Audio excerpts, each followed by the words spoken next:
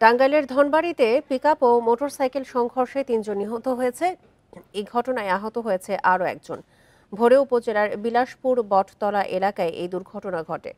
নিহতরা হচ্ছেন জামালপুর সদর উপজেলার চর পলসিয়া গ্রামের আল আমিন, স্বপন মিয়া ও মানিকাবাড়ি গ্রামের জুয়েল। পুলিশ জানায়, ভোরে ঢাকা থেকে জামালপুরগামী একটি পিকআপ বটতলা এলাকায় পৌঁছলে বিপরীত দিক থেকে আসা মোটরসাইকেলের সাথে সংঘর্ষ হয়। এতে ঘটনাস্থলেই মোটরসাইকেলের 2 আরোহী ও পিকআপ চালক নিহত হন।